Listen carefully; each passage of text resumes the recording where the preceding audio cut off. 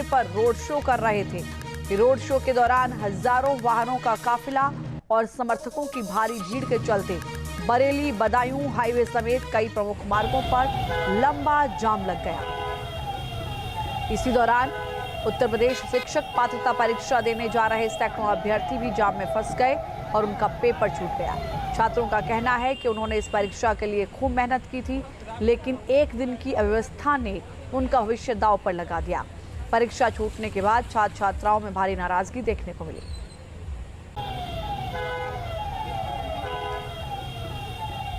Inter college में TET का exam था जो बहुत सालों बाद तो अब हुआ है। अगर हुआ भी है तो उस बीच हमारा एग्ज़ाम छूट गया है, क्योंकि हम बरेली से आए हैं। इतना ज़्यादा जाम है कि आप लोकल व्हीकल से, रोड बेस से किसी भी तरीके से आप नहीं आ सकते हो।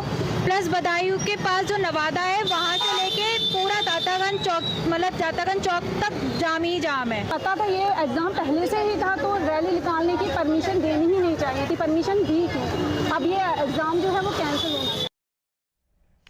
छतरपुर के सुल्तानिया कॉलोनी निवासी कायनात जहां बेगम ने पुलिस अधीक्षक को शिकायत देकर ससुराल पक्ष पर गंभीर आरोप लगाए। महिला का कहना है कि 8 मई 2026 को सड़क हादसे में पति शहबाज अली की मौत के बाद ससुराल वालों ने उसके साथ मारपीट की, दस्तावेज और संपत्ति पर कब्जा करने का प्रयास किया और जान से मारने की धमकी दी गई। इतना ही नहीं, महिला का आरोप है कि पति की मौत के कुछ ही समय बाद उनके ससुर आजाद अली ने उनके सामने आपत्तिजनक प्रस्ताव यानी हलाला कर शादी करने का प्रस्ताव रखा और परिवार में ही निकाह करने का दबाव बनाया। पीड़िता ने निष्पक्ष जांच और आरोपियों के खिलाफ कड़ी कार्रवाई की मांग की है। तो हमारे सास ससुर ने हमें बहुत परेशान किया और जब तक फाता नहीं होगी चलिए जब तक परेशान करते हैं जो लोग। उसके बाद फिर हम वहाँ से मतलब रहते रहे तो हमारे ससुर ने हमारे ऊपर गलत नज़र डाली और हमारी नंदियों ने और हमारा जो देवर है फैज अली उसने हम वहाँ से मतलब हमारी जो खाता खुलवाया अन्य घर बैठे तो चेक बुक पे फर्जी साइन ले लिए, धमकी दे रहे थे कि अगर साइन नहीं करोगे तो जान से मार देंगे। तो इन्हें चेक बुक पे साइन ले लिया, हमारा आधार कार्ड रख लिया, हमारी पासबुक रखी, हमने मांगी तो हमारे साथ मारपीट की और हम वहाँ से अपनी जान बचाकर भागे। तो जो लोग हमारे घर आए मारने के लिए हमें, तो हमारे भाई ने हमें बचाया तो उसके साथ मारपीट की। उसने वीडियो बनाई तो उसका मोबाइल तोड़ डाला, मोबाइल तोड़ के अपने साथ ले गए। ससुरेंगे सास और नंद और देवर और नंदू, दोनों नंदू आएंगे जी परेशान कर रहे हैं। घर पर आए थे, घर में घुस के मारपीट की, सामान की तोड़फोड़ की। गुजरात के पाटन शहर में मूसलाधार बारिश हुई है। ये बड़ी जानकारी। भारी बारिश से शहर की प्रमुख सड़कें जलमग्न हो गईं। वाहन चालकों को काफी परेशानी का सामना करना पड़ा। लगातार तेज बारिश के चलते कई इलाकों की बिजली गुल हो गई। शहर के कई ऐसे इलाके रहे शहर के जो अंधेरे में डूबे नजर आए। मानसून की दस्तक के साथ ही एक ओर जहां लोगों को गर्मी से राहत मिली है तो दूसरी ओर मुश्किलें खड़ी हो गईं। गुजरात के पाटन शहर में मूसलाधार बारिश के बाद क्या हालात बने वो इन तस्वीरों के जरिए समझिए। राम मंदिर चढ़ावा चोरी मामले की जांच तेज हो गई है। एसआईटी टीम आज फिर से अयोध्या आ सकती है। 2 दिन की जांच के बाद लखनऊ लौट गई थी एसआईटी की टीम। एसआईटी ने गोविंद गिरी, चंपत राय, अनिल मिश्रा से पूछताछ की है। ये बड़ी खबर इस वक्त आपको बता दें। आज फिर से एसआईटी की टीम लखनऊ से अयोध्या आ सकती है और इस पूरे मामले में और पूछताछ की जा सकती है।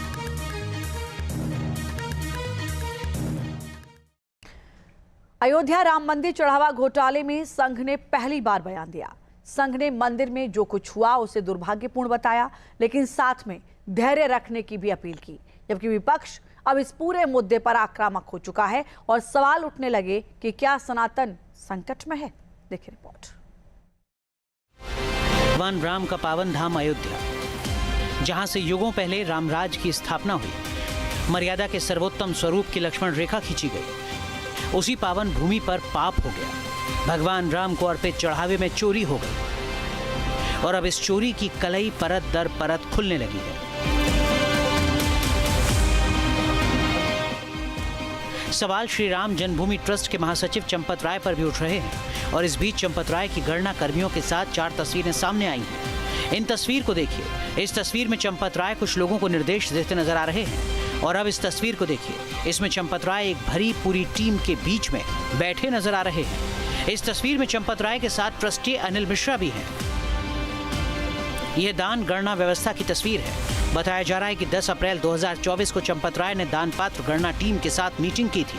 ये बैठक दान काउंटिंग कक्ष के सामने की गई थी और इस तस्वीर में दान गणना से जुड़े कर्मचारी मौजूद हैं। इस मीटिंग के 2 साल बाद दान गणना टीम से ही जुड़े 8 लोग चढ़ावा घोटाले में सलाखों के पीछे पहुंच चुके हैं। दान गणना टीम पर लगे दाग पर राजनीति जोरों पर है, लेकिन सनातन की सबसे बड़ी अग्नि परीक्षा शुरू हो चुकी है। सवाल उठ रहे हैं, क्या सनातन संकट में है? क्या सनातन से साजिश हो रही है? क्या आस्था पर प्रहार हो रहा है? और क्या हिंदू धर्म में फूट डाला जा रहा है? ये सवाल क्यों उठ रहे हैं, ये भी बताएंगे। लेकिन इस बीच राम मंदिर चढ़ावा घोटाले पर पहली बार राष्ट्रीय स्वयंसेवक संघ ने अपना पक्ष रखा। अयोध्या में श्री रामलला मंदिर में रखे हुए दान पात्रों में जमा राशि की चोरी के दुर्भाग्यपूर्ण घटना से समूचे समाज और राम भक्तों को भावना एवं श्रद्धा को आघात पहुंचा है। श्री राम जन्मभूमि तीर्थ क्षेत्र न्यास के आग्रहपूर्वक निवेदन पर उत्तर प्रदेश सरकार ने विशेष जांच दल का गठन कर उसकी अनुशंसा पर कानूनी प्रक्रिया प्रारंभ की है। जांच में जो भी दोषी पाए जाएंगे उन्हें कठोर दंड हो, यह सुनिश्चित करना आवश्यक है। संघ ने माना है कि चढ़ावा घोटाला दुखद है, इससे संबंधित लोगों को मंदिर से अलग किया जाना चाहिए, फिर जांच होनी चाहिए। तो वहीं संघ ने इस घटना को सनातन के लिए परीक्षा भी बताया। संघ संपूर्ण हिंदू समाज से भी आह्वान करता है कि इस कठिन क्षण में वह आवश्यक धैर्य और संयम का परिचय दें तथा इस दुर्भाग्यपूर्ण घटना का लाभ उठाकर हिंदू विरोधी, राष्ट्र विरोधी शक्तियों के हिंदू धर्म एवं समाज को बदनाम करने के षड्यंत्रों को विफल करे। इस बीच राम मंदिर आंदोलन के अग्रणी नेताओं में शामिल रहे विनय कटियार ने चौंकाने वाला बयान दिया। उन्होंने कहा, ये साफ है कि पैसे का गबन हुआ है। चंपत राय, डॉक्टर अनिल मिश्रा, गोपाल राव किसी कारण से बच गए, जेल नहीं गए। हो सकता है कि आगे जेल जाएं। लाखों लोगों के जो दिल दुख रहे हैं, तो वो लाखों लोग इन्हीं लोगों को गाली दे रहे हैं, बाकी किसी को नहीं दे रहे हैं। आप सब लोग भी मीडिया वाले आए हो तो कोई कह देगा ऐसे ही गाली चली जाएगी, ऐसा नहीं होता है। सबको दुख भी हुआ है, वहाँ सबको दुख भी हुआ है। जो भगत आते जाते हैं, रोज बड़ी भारी संख्या आ रही है, वहाँ पर दर्शन करने आ रहे हैं लोग, तो वो ठीक नहीं, उनकी सबकी भावनाएं हैं वो आहत हुई हैं। अयोध्या राम मंदिर में आस्था के चढ़ावे पर डाका डालने वालों के खिलाफ एक्शन जारी है। जांच का दायरा बढ़ता जा रहा है। जांच अब प्रतापगढ़ से लेकर अयोध्या तक फैल चुकी है। आरोपी अविनाश शुक्ला का मेडिकल हो चुका है। पुलिस उस जगह तक पहुंच गई है जहां चोरी की रकम छिपाई गई थी, लेकिन विपक्ष को इस जांच पर भरोसा नहीं है। कांग्रेस महासचिव केसी वेणुगोपाल ने 2 जून को पीएम मोदी को पत्र लिखा। वेणुगोपाल ने एसआईटी टीम के गठन और एफआईआर को दिखावा बताया है। सुप्रीम कोर्ट की निगरानी में जांच की मांग की है। विपक्ष का कहना है कि दूध का दूध, पानी का पानी होना चाहिए। अब सुप्रीम कोर्ट के निगरानी में जांच होगी तो सुप्रीम कोर्ट निष्पक्ष है क्या? सुप्रीम कोर्ट भी उनके नीचे काम कर रहा है ना। मैं तो कहूँगा मुंबई हाई कोर्ट के जो जज है माधव जामदार, उनके निगरानी में जांच होनी चाहिए। अब बहुत कम लोग बचे हैं इस देश के न्याय व्यवस्था में, हाँ, जो चाहते हैं कि ये सब साफ हो जाए। जिस तरह से अयोध्या जो है एक तीर्थ क्षेत्र रहा, राम की अयोध्या रही, उसका अब अंडरवर्ल्ड बन गया है। जो मुंबई में अंडरवर्ल्ड है ना, गुंडों का, और अंडरवर्ल्ड चलाने वाले बीजेपी के लोग। महात्मा गांधी का राम जी को भी ये खा लिए। महात्मा गांधी जी के वो जिसको राम लोग मान के चलते थे कि उनके बुलावा पे हम कुछ काम करें, उनको तो खत्म कर दिए। अब इनके राम, ये जो हमारा अयोध्या राम जी, ये हमारा मर्यादा पुरुषोत्तम राम जी। देखिए, ये भारतीय जनता पार्टी की सरकार बेईमान सरकार है।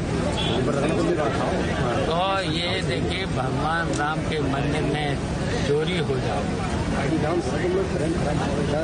और वहीं के लोग और छोटे छोटे लोगों को तो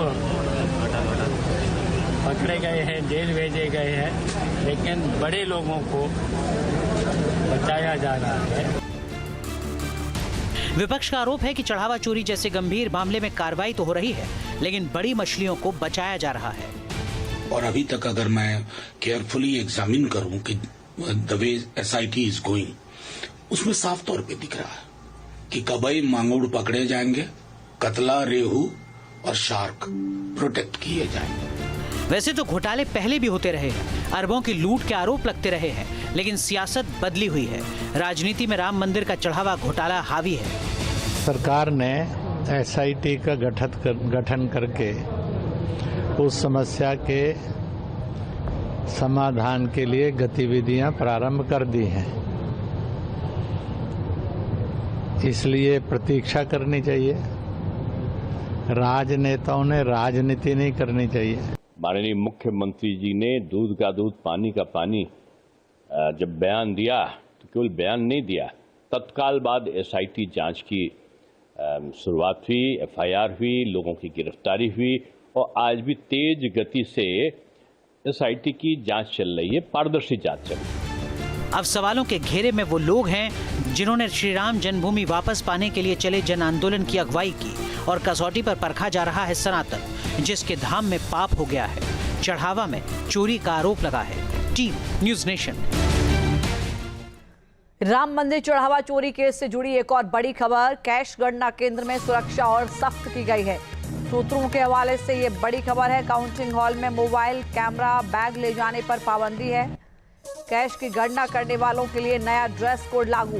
सूत्रों के हवाले से ये बड़ी जानकारी सामने आई है।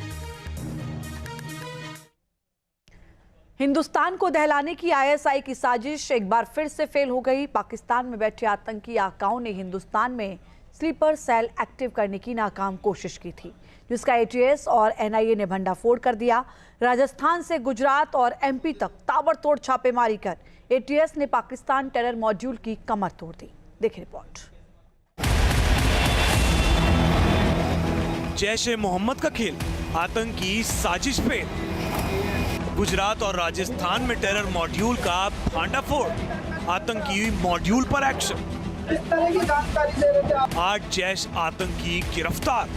बाड़मेर में बशीर खान, जयपुर में मास्टरमाइंड बबीता गिरफ्तार। आतंकियों के मोबाइल से मिले सुराग, एटीएस एनआईए के उड़े होश।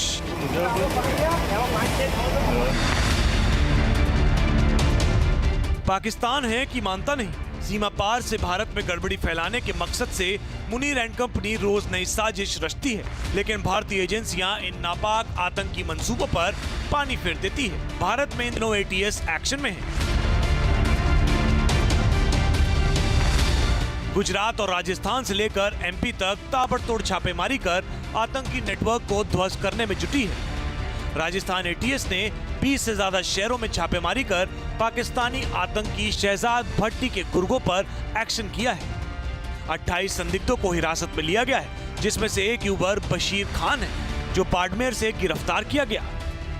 बशीर आतंकी शहजाद भट्टी के लगातार संपर्क में था। अब एटीएस के रडार पर भट्टी को फॉलो करने वाले युवा हैं। राजस्थान और गुजरात दोनों ही जगह पर आज जो एटीएस की टीमें हैं, इन्होंने जो आतंकियों का नेटवर्क है उस पर सिकंजा कसने का काम किया है। अगर यहाँ पर गुजरात की बात की जाए तो वहाँ पर एटीएस को सूचना मिली थी कि जैश-ए मोहम्मद का नेटवर्क जो गुजरात में काम कर रहा है, उसके आधार पर जिन संदिग्धों की बात सामने आई थी उनके ठिकानों पर जाकर के दबिशें दी गई और वहाँ से 8 जो संदिग्ध थे जो कि जैश-ए मोहम्मद के नेटवर्क से जुड़े हुए थे, उनको गिरफ्तार किया गया है।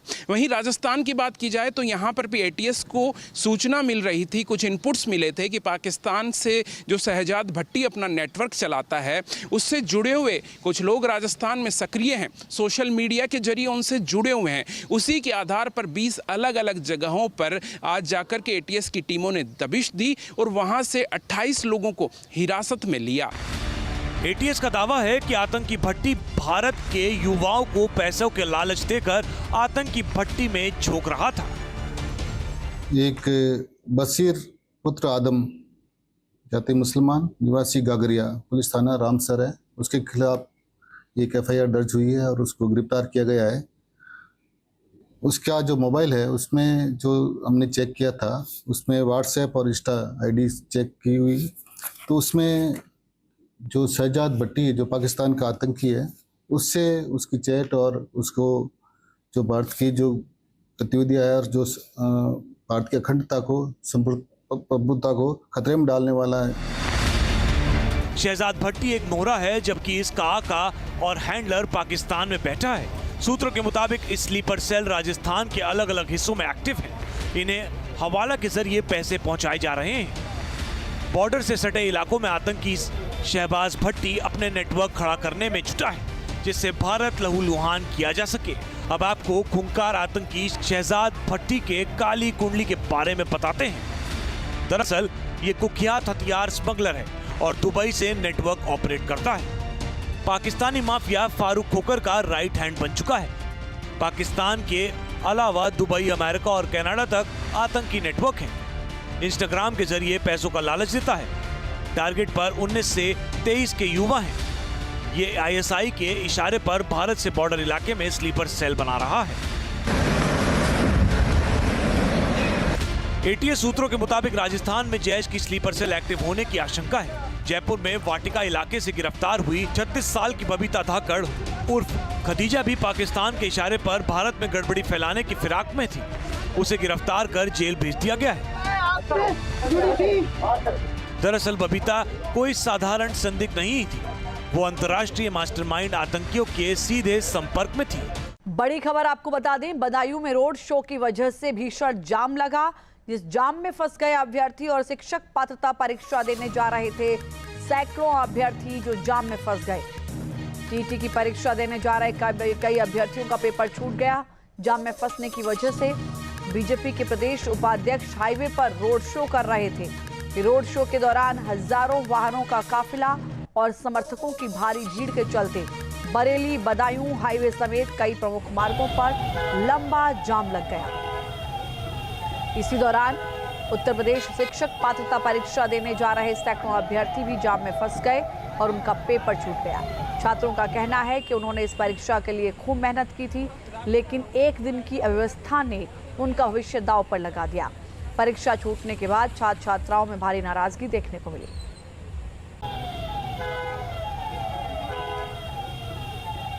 इंटर कॉलेज में टेट का एग्ज़ाम था, जो बहुत सालों बाद तो अब हुआ है। अगर हुआ भी है तो उस बीच हमारा एग्ज़ाम छूट गया है, क्योंकि हम बरेली से आए हैं। इतना ज़्यादा जाम है कि आप लोकल व्हीकल से, रोड बेस से किसी भी तरीके से आप नहीं आ सकते हो। प्लस बदायूं के पास जो नवादा है, वहाँ से लेके पूरा दातागंज चौक, मतलब दातागंज चौक तक जाम ही जाम है। पता था ये एग्ज़ाम पहले से ही था, तो रैली निकालने की परमिशन देनी ही नहीं चाहिए थी। परमिशन दी थी, अब ये एग्ज़ाम जो है वो कैंसिल होना। छतरपुर के सुल्तानिया कॉलोनी निवासी कायनात जहां बेगम ने पुलिस अधीक्षक को शिकायत देकर ससुराल पक्ष पर गंभीर आरोप लगाए। महिला का कहना है कि 8 मई 2026 को सड़क हादसे में पति शहबाज अली की मौत के बाद ससुराल वालों ने उसके साथ मारपीट की, दस्तावेज और संपत्ति पर कब्जा करने का प्रयास किया और जान से मारने की धमकी दी गई। इतना ही नहीं, महिला का आरोप है कि पति की मौत के कुछ ही समय बाद उनके ससुर आजाद अली ने उनके सामने आपत्तिजनक प्रस्ताव यानी हलाला कर शादी करने का प्रस्ताव रखा और परिवार में ही निकाह करने का दबाव बनाया। पीड़िता ने निष्पक्ष जांच और आरोपियों के खिलाफ कड़ी कार्रवाई की मांग की है। तो हमारे सास ससुर ने हमें बहुत परेशान किया और जब तक फाता नहीं होगी चलिए जब तक परेशान करते हैं जो लोग। उसके बाद फिर हम वहाँ से मतलब रहते रहे, तो हमारे ससुर ने हमारे ऊपर गलत नज़र डाली और हमारी नंदियों ने और हमारा जो देवर है फैज अली, उसने हम वहाँ से मतलब हमारी जो खाता खुलवाया, अन्य घर बैठे तो चेक बुक पे फर्जी साइन ले लिए, धमकी दे रहे थे कि अगर साइन नहीं करोगे तो जान से मार देंगे। तो इन्हें चेक बुक पे साइन ले लिया, हमारा आधार कार्ड रख लिया, हमारी पासबुक रखी, हमने मांगी तो हमारे साथ मारपीट की और हम वहाँ से अपनी जान बचाकर भागे। तो जो लोग हमारे घर आए मारने के लिए हमें, तो हमारे भाई ने हमें बचाया, तो उसके साथ मारपीट की, उसने वीडियो बनाई तो उसका मोबाइल तोड़ डाला, मोबाइल तोड़ के अपने साथ ले गए। ससुरेंगे सास और नंद और देवर और नंदू, दोनों नंदू आएंगे जी परेशान कर रहे हैं। घर पर आए थे, घर में घुस के मारपीट की, सामान की तोड़ फोड़ की। गुजरात के पाटन शहर में मूसलाधार बारिश हुई है। ये बड़ी जानकारी। भारी बारिश से शहर की प्रमुख सड़कें जलमग्न हो गईं। वाहन चालकों को काफी परेशानी का सामना करना पड़ा। लगातार तेज बारिश के चलते कई इलाकों की बिजली गुल हो गई। शहर के कई ऐसे इलाके रहे शहर के जो अंधेरे में डूबे नजर आए। मानसून की दस्तक के साथ ही एक ओर जहां लोगों को गर्मी से राहत मिली है तो दूसरी ओर मुश्किलें खड़ी हो गईं। गुजरात के पाटन शहर में मूसलाधार बारिश के बाद क्या हालात बने वो इन तस्वीरों के जरिए समझिए। राम मंदिर चढ़ावा चोरी मामले की जांच तेज हो गई है। एसआईटी टीम आज फिर से अयोध्या आ सकती है। 2 दिन की जांच के बाद लखनऊ लौट गई थी एसआईटी की टीम। एसआईटी ने गोविंद गिरी, चंपत राय, अनिल मिश्रा से पूछताछ की है। ये बड़ी खबर इस वक्त आपको बता दें। आज फिर से एसआईटी की टीम लखनऊ से अयोध्या आ सकती है और इस पूरे मामले में और पूछताछ की जा सकती है।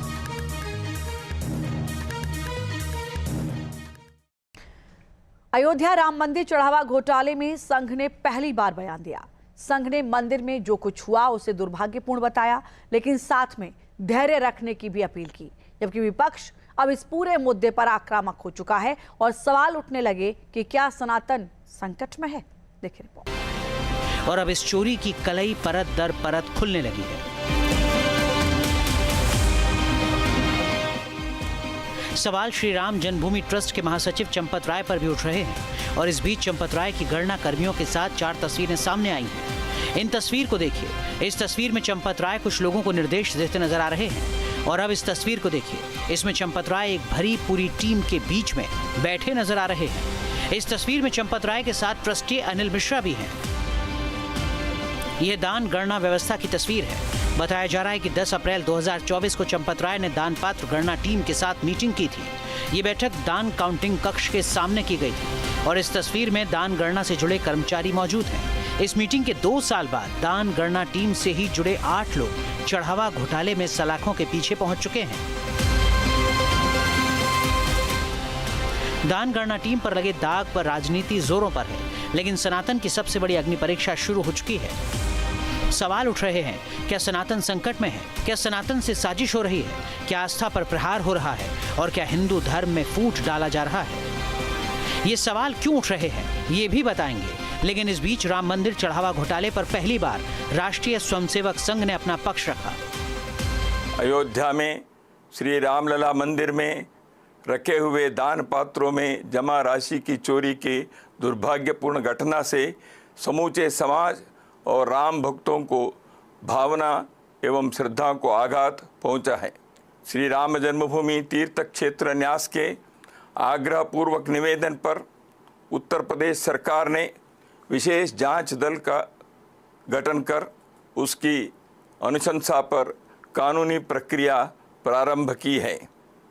जांच में जो भी दोषी पाए जाएंगे उन्हें कठोर दंड हो यह सुनिश्चित करना आवश्यक है। संघ ने माना है कि चढ़ावा घोटाला दुखद है। इससे संबंधित लोगों को मंदिर से अलग किया जाना चाहिए, फिर जांच होनी चाहिए। तो वहीं संघ ने इस घटना को सनातन के लिए परीक्षा भी बताया। संघ संपूर्ण हिंदू समाज से भी आह्वान करता है कि इस कठिन क्षण में वह आवश्यक धैर्य और संयम का परिचय दें तथा इस दुर्भाग्यपूर्ण घटना का लाभ उठाकर हिंदू विरोधी, राष्ट्र विरोधी शक्तियों के हिंदू धर्म एवं समाज को बदनाम करने के षड्यंत्रों को विफल करे। इस बीच राम मंदिर आंदोलन के अग्रणी नेताओं में शामिल रहे विनय कटियार ने चौंकाने वाला बयान दिया। उन्होंने कहा, ये साफ है कि पैसे का गबन हुआ है। चंपत राय, डॉक्टर अनिल मिश्रा, गोपाल राव किसी कारण से बच गए, जेल नहीं गए। हो सकता है कि आगे जेल जाएं। लाखों लोगों के जो दिल दुख रहे हैं, तो वो लाखों लोग इन्हीं लोगों को गाली दे रहे हैं, बाकी किसी को नहीं दे रहे हैं। आप सब लोग भी मीडिया वाले आए हो तो कोई कह देगा ऐसे ही गाली चली जाएगी, ऐसा नहीं होता है। सबको दुख भी हुआ है, वहाँ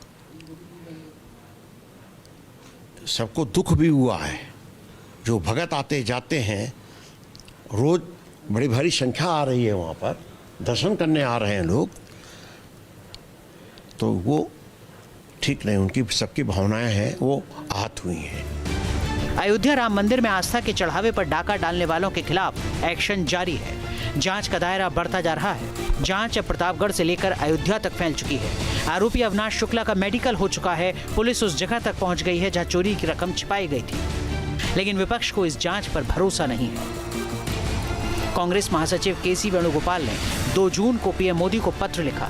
वेणुगोपाल ने एसआईटी टीम के गठन और एफआईआर को दिखावा बताया है। सुप्रीम कोर्ट की निगरानी में जांच की मांग की है।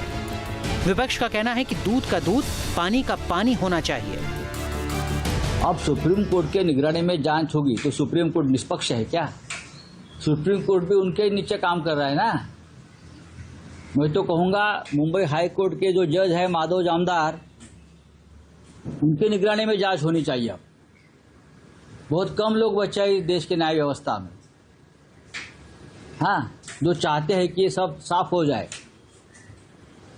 जिस तरह से अयोध्या जो है एक तीर्थ क्षेत्र रहा, राम की अयोध्या रही, उसका अब अंडरवर्ल्ड बन गया है। जो मुंबई में अंडरवर्ल्ड है ना, गुंडों का, और अंडरवर्ल्ड चलाने वाले बीजेपी के लोग। महात्मा गांधी का राम जी को भी ये खा लिए।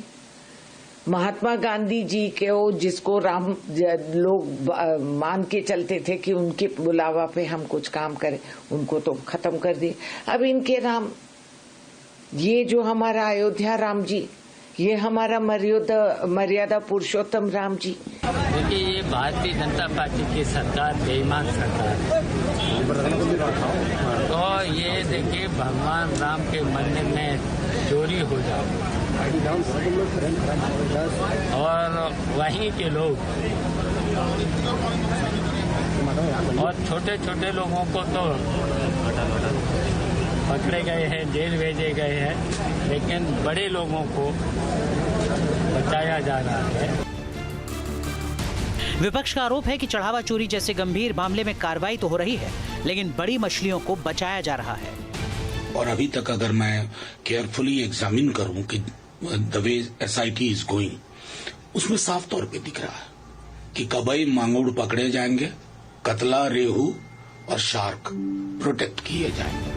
वैसे तो घोटाले पहले भी होते रहे हैं, अरबों की लूट के आरोप लगते रहे हैं, लेकिन सियासत बदली हुई है। राजनीति में राम मंदिर का चढ़ावा घोटाला हावी है। सरकार ने एसआईटी का गठन करके उस समस्या के समाधान के लिए गतिविधियां प्रारंभ कर दी हैं। इसलिए प्रतीक्षा करनी चाहिए। राजनेताओं ने राजनीति नहीं करनी चाहिए। माननीय मुख्यमंत्री जी ने दूध का दूध, पानी का पानी जब बयान दिया तो केवल बयान नहीं दिया, तत्काल बाद एसआईटी जांच की शुरुआत हुई, एफआईआर हुई, लोगों की गिरफ्तारी हुई और आज भी तेज गति से एसआईटी की जांच चल रही है, पारदर्शी जांच चल रही है। अब सवालों के घेरे में वो लोग हैं जिन्होंने श्री राम जन्मभूमि वापस पाने के लिए चले जन आंदोलन की अगुवाई की, और कसौटी पर परखा जा रहा है सनातन, जिसके धाम में पाप हो गया है। चढ़ावा में चोरी का आरोप लगा है। Team news nation. राम मंदिर चढ़ावा चोरी केस से जुड़ी एक और बड़ी खबर। कैश गणना केंद्र में सुरक्षा और सख्त की गई है। सूत्रों के हवाले से ये बड़ी खबर है। काउंटिंग हॉल में मोबाइल, कैमरा, बैग ले जाने पर पाबंदी है। कैश की गणना करने वालों के लिए नया ड्रेस कोड लागू। सूत्रों के हवाले से ये बड़ी जानकारी सामने आई है।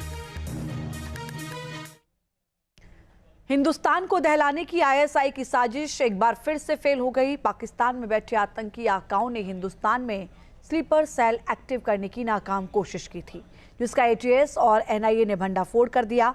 राजस्थान से गुजरात और एमपी तक ताबड़तोड़ छापेमारी कर एटीएस ने पाकिस्तान टेरर मॉड्यूल की कमर तोड़ दी। देखिए रिपोर्ट। जैश ए मोहम्मद का खेल, आतंकी साजिश पे। गुजरात और राजस्थान में टेरर मॉड्यूल का भांडाफोड़, आतंकी मॉड्यूल पर एक्शन। 8 जैश आतंकी गिरफ्तार।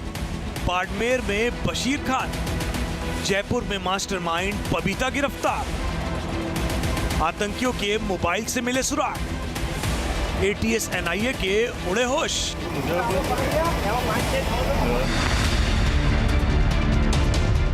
पाकिस्तान फॉलो करने वाले युवा हैं।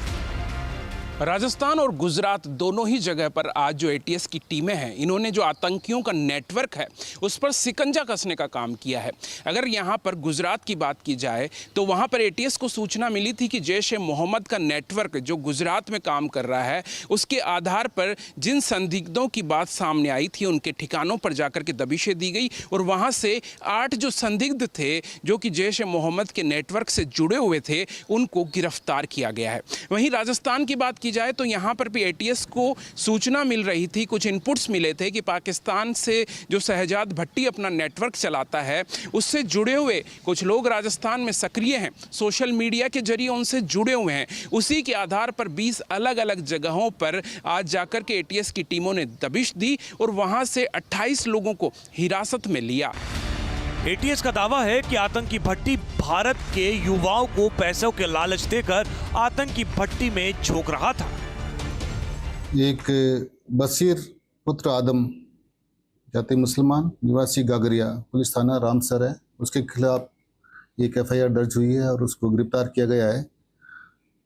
उसका जो मोबाइल है उसमें जो हमने चेक किया था उसमें व्हाट्सएप और इंस्टा आईडी चेक की हुई, तो उसमें जो शहजाद भट्टी जो पाकिस्तान का आतंकी है उससे उसकी चैट और उसको जो भारत की जो गतिविधियाँ है और जो भारत की अखंडता को संप्रभुता को खतरे में डालने वाला है। शहजाद भट्टी एक मोहरा है जबकि इसका आका और हैंडलर पाकिस्तान में बैठा है। सूत्रों के मुताबिक इस स्लीपर सेल राजस्थान के अलग अलग हिस्सों में एक्टिव है। इन्हें हवाला के जरिए पैसे पहुंचाए जा रहे हैं। बॉर्डर से सटे इलाकों में आतंकी शहबाज भट्टी अपने नेटवर्क खड़ा करने में जुटा है जिससे भारत लहूलुहान किया जा सके। अब आपको खूंखार आतंकी शहजाद भट्टी के काली कुंडली के बारे में बताते हैं। दरअसल ये कुख्यात हथियार स्मगलर है